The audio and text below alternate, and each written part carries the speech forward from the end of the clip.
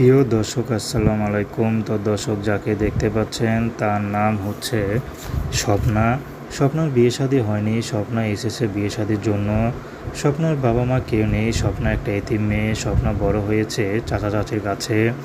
তো স্বপ্নার খুবই খারাপ লাগে, চাচা চাচি তো কখনো বাবা মা মতো আদর ভালোবাসা দিবে না। ছোটো থেকে স্বপ্নাকে ঘরের যত কাজ আছে সব কাজ বাজ করিয়েছেন। আসলে স্বপ্নার বাবা মা একটা রোড অ্যাক্সিডেন্টে মারা যায়। তারপর থেকে স্বপ্না তার চাচির বাসায় থাকে। তো স্বপ্নাকে অনেক কষ্ট দিয়ে বড় করেছে। আসলে স্বপ্নার খুব লেখাপড়ার ইচ্ছা ছিল। স্বপ্না যখন ক্লাস 2-তে পড়ে তখন থেকে তার বাবা মা রোড অ্যাক্সিডেন্টে মারা যায়। স্বপ্নার খুব পড়াশোনার ইচ্ছা ছিল। স্বপ্ন ছিল হয়তো চাচা চাচি তার বাবা মার মতো মানুষ করবে, পড়াশোনা করাবে। কিন্তু তার চাচা চাচির বাসায় পাড়া দেওয়ার পর থেকেই স্বপ্নার হাত থেকে বইটা কেড়ে নেয় এবং তাকে ঘর মোছার কাপড় ধরিয়ে দেয়। সারা ঘর মুছতে হয়, রান্নাবান্না সব স্বপ্নারই করতে হয়।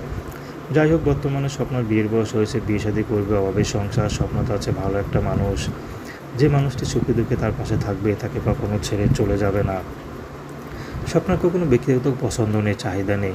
আসলে স্বপ্না চাচা চাচি আগে বিয়ে দিতে চাচ্ছে না, কারণ আজকাল তো বিয়ে দিতে গেলে অনেক টাকা যৌতুক লাগে। তার মধ্যে স্বপ্নার বাবা মা নেই, এটা জানলে অনেকে বিয়েই করতে চায় না। তো এখন স্বপ্ন এটুকু এসেছে, যদি সব কিছু জেনে কেউ তাকে মেনে নেয়, সেই মানুষটি যেমনই হোক না কেন, হোক বয়স বেশি, কালো চেহারা, যেমনই হোক, স্বপ্ন বিয়ে শাদী করতে রাজি আছে। তো দর্শক, প্রেম ভালোবাসা বিয়ে শাদী করা একান্ত আপনাদের ব্যক্তিগত ব্যাপার। আসসালামু আলাইকুম।